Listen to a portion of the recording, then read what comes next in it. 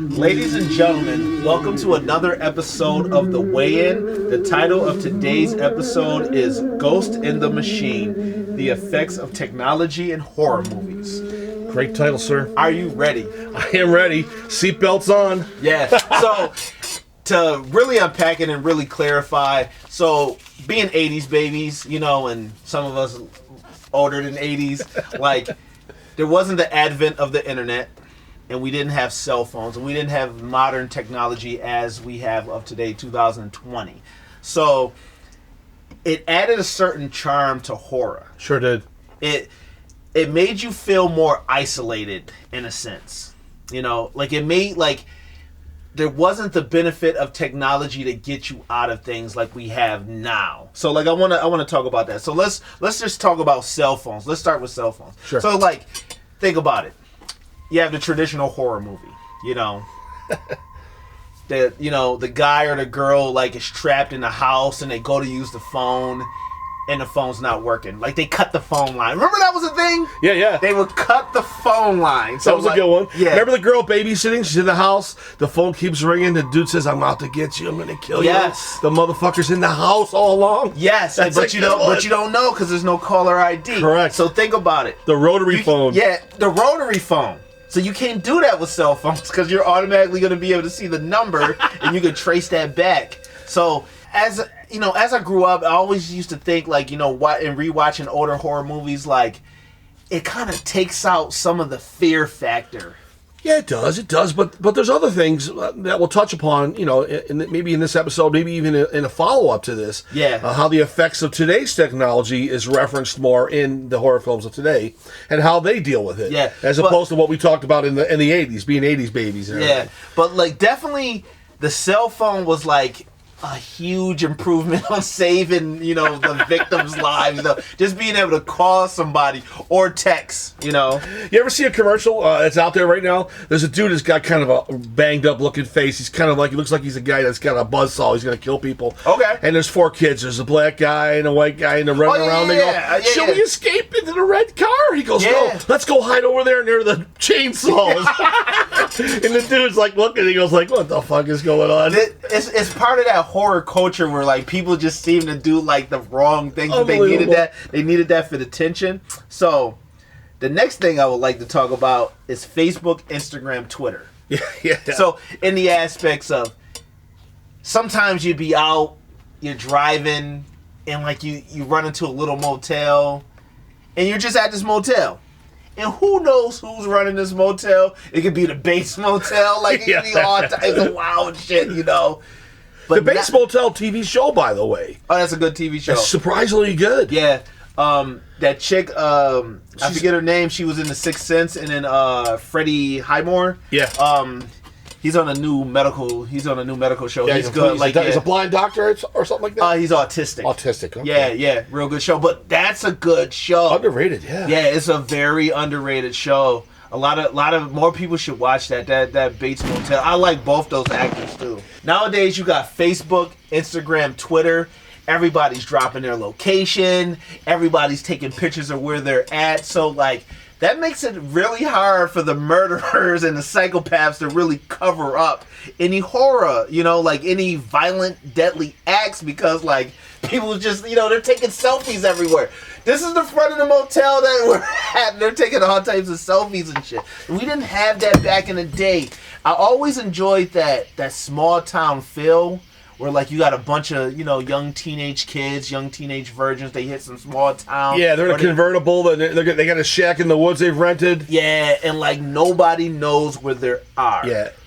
So it added to that dread. They were doomed from the get-go. Yeah, they were doomed. And that's the killers like in the bushes or in the background watching them with that sinister look. Yeah. They can't escape it. Like they just find themselves like trapped. But now, like I said, like everybody knows where they're at. So like if they don't show up home in a couple days, everybody's like checking their Twitter, checking their Instagram and shit like, "Oh, Judy and Becky and Ron were here and our friends were here. We have the proof." So it kind of takes that bite out of the horror movies. Well, it does. It does if you want to analyze just that particular style of how the stories play out. Okay. I still think that we've seen tons of great horror films since then. But that element, which is kind of like the tail end of the drive-in era. Yeah. The 60s and the 70s era, where it was always about the girl in the woods. She always happens to sprain her ankle, and there's a zombie coming. It's making the producers of these great horror films have to be more creative. Like, they have to come up with, like, very ingenious plots to, like, really trap and isolate, the characters that they have now, which I think is very interesting. Well, what has sort of sprung from that is, and it's related to what you were saying, is I've seen these kind of films where there's, like, Mother, or there's, like, The Lady in the Woods. Yeah. The kids, the kids actually come back to our time. Somebody picks them up, and, they're feral kids. Yeah. So the story, they find different ways of telling the story, but they don't have the trapping of where the family went in the woods and this feral lady came after him. Yeah. The lady's already established, but we already know she comes back later on anyway. Yeah. So they found different ways to scare us. Yeah. There's a lot of the ones where a lot of ghostly type stuff became popular with all the low budget stuff from the Blair Witch on. Yeah. All those different films where they would keep the cameras running and ghosts are in the house. Yeah. Those are... as we talked about VHS, before, a bunch of those films like that. Yeah, as we talked about before, especially with Blair Witch and films like that, they got real creative, and a lot of those films are like on the cutting edge because they had to get trickier with how they scared you. Like, that's even taking into account that the jump scare, like, that became very prevalent from 2000 on. Yeah. Because, like, the old-fashioned... you're trapped and the slow build of the tension wouldn't work as much. Right. So now they just have a guy jumping out with a gotcha, bitch. They were looking for Candyman, bitch. Candyman. I never saw the remake of that, by the way. I didn't see the remake either. I heard it was okay. Nobody really raved about it per se, but it said none. You can't touch the first couple films.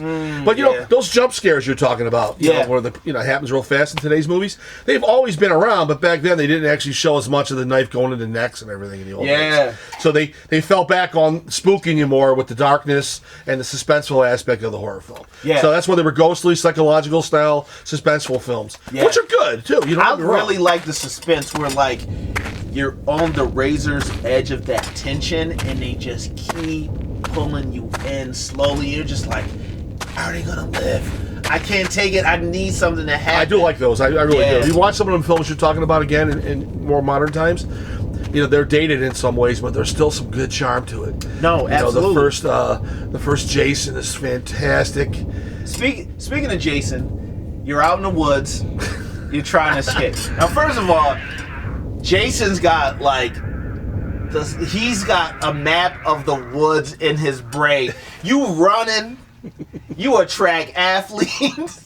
Jason's just pimp walking. Yeah, and he's ahead of you already. And he's ahead of you already because he just knows Camp Crystal Lake. He's just got it in his head. But now, with modern technology, you go on your phone, Google Maps, where am I at? Where do I need to go? So does but Jason's such a bad motherfucker. He's just gonna find a way to get you.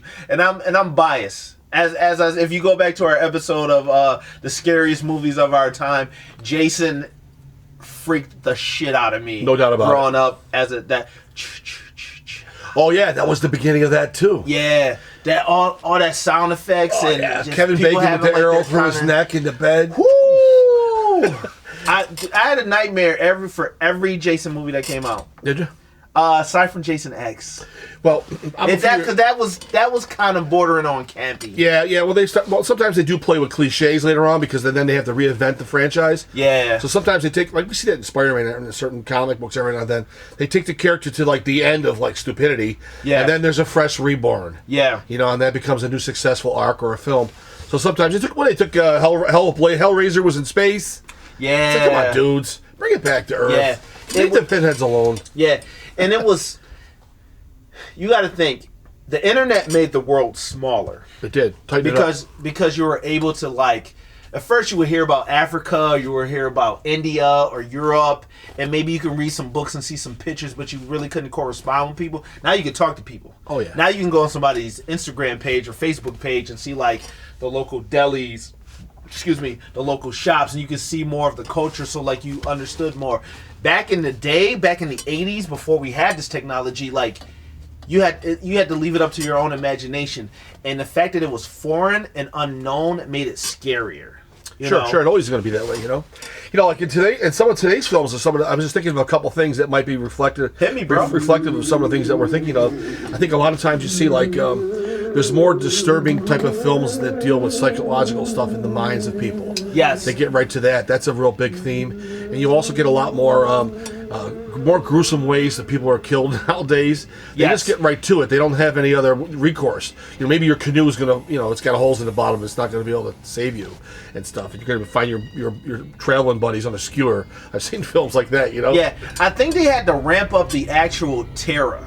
Like the gore is good, but like I think they had to ramp up the terror by kind of like teasing out just teasing out what's gonna happen, and then they hit you with the actual gore. And like the gore is so good now because like the makeup designers, the makeup artists, feel it. like it comes off legit like real. Like the CGI, and a lot of the guys are going back to like the old school, like using actual makeup and not using CGI. The CGI is good when it's needed. They call what you're talking about is in-camera effects. So they're shooting live in front of your camera. Yes. The effect is happening live. It's not manipulated. Okay. I mean, they'll still manipulate color and and shadows, but the effect is like there could be a puff bag in here, or it's a three-dimensional effect. That's what I love, and that comes off way more realistic, and that makes it so more terrifying. Where you're like, oh shit, like what's happening right now? No doubt. Well, I think that's why there's so much love for the horror films of the '80s and maybe most of the '90s. Yeah, the '80s was a whole. They thought they were at the epitome of the standard at that time. But they were working real hard. Like everything they were doing to like make those effects and really push them out. That really got to you because it looked so realistic because they were using actual tangible kind of mechanisms of action to like really make it pop off, and not just some guy sitting behind a computer screen, just making anything happen. And another thing too is, let me throw in there, is they were actually shooting on legitimate film still. Yes. When you light film up and you actually develop the color correctly, no matter what video camera you have or what your DPI is and your quality, you cannot touch the quality of film well lit. It's untouchable because of the nature of what it is. Absolutely. And all those horror films were all shot on film. Yes. So speaking of cameras and stuff, so think about it. You got Michael Myers. Yeah. He's out in the world. Michael Myers is out. I don't believe you. Now everybody's got a camera. There's no way that nobody's taking like a pic. Nobody's gonna take like a Snapchat or like a pic of Michael and then put that out for everybody. Like it takes away, to me, once again, just the forward movement of technology kind of takes away from what we had, prior to the advents and the advancements of technology. Because we didn't have all these gizmos and gadgets that made our life easier and made us more connected, and so we felt more isolated. And to me, that feeling of isolation always brings up a lot of fear. Sure it does. It's that carnal, like that integral, like that old school, I'm here by myself, holy shit. Well, everything that you see when you're a youngster, like you, myself, whoever it might be, it's always going to be something that's going to reflect upon your mind the best. Its effect worked on you. Yeah. It scared you, did what it had to do. You're going to hold that in a special place compared to what other people might think. Now, the same thing goes for kids in the 2000s and the 1990s, Yeah. Here we are, we're 20 years into the next generation. Yeah. The next century. Yeah. So there's people in the early 2000s, when they're a little older, they're going to say, do you remember that Scream movie? Absolutely. Whatever it's going to be. Yeah, that was pioneering. It really was for its time. But it's a great topic, and the subject matter is fantastic, and I really like what you've brought to today's show. And ladies and gentlemen, just keep listening. We're going to follow this up with some examples of the 90s and the 2000s, and from that point on, and we'll try to compare. And then when we have a few of these together, we can look back on this episode, and in the next one, we can compare notes. Absolutely. So thanks again, brother. Good episode. Thanks again, brother. That was the weigh-in. Yep. Take it easy. Be good.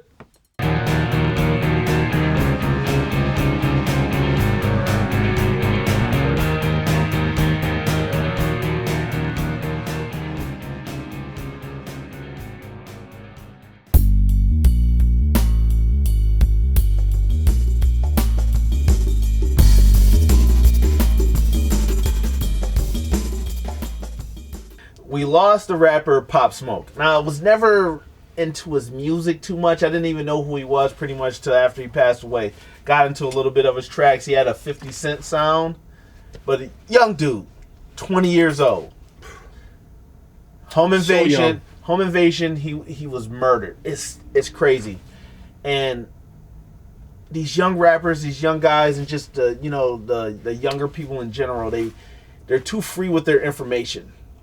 They're putting their address, they're putting the locations that they're at out here on, a lot of the social platforms. And the problem is that everybody or anybody can see it. You can't track and see who can see what you just put out there, but it's now information for anybody. Sure. And if it's somebody that's, that has ill will or ill thoughts towards you, there's no way for you to know if something's coming.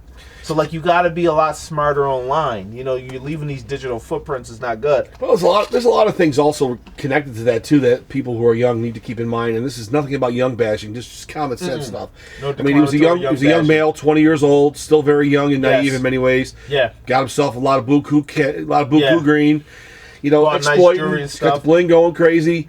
Probably talking some smack in the videos, pissing off people he might have gone to high school with. Yeah. And, and then he's bragging probably. I don't know all his lyrics, but, and then there's always going to be the thuggery out there that's a little older, 25, 30 years old. They're from the older generation of maybe hip-hop or something. A little bit tougher. Around the edges. Hungrier. And, and what criminals do, they do pretty good. It's just basically criminal things. It's like the Wolverine shit, I'm the best at what I do, and what I do is not nice. And this is another fine example. And there's literally hundreds of examples that we don't even hear about that don't even make the news. This goes on a lot, but this fella here was the biggest example of it recently. Yeah, it's huge, and you want to think in your mind, could this have been avoided if he wasn't just so exposed on social media?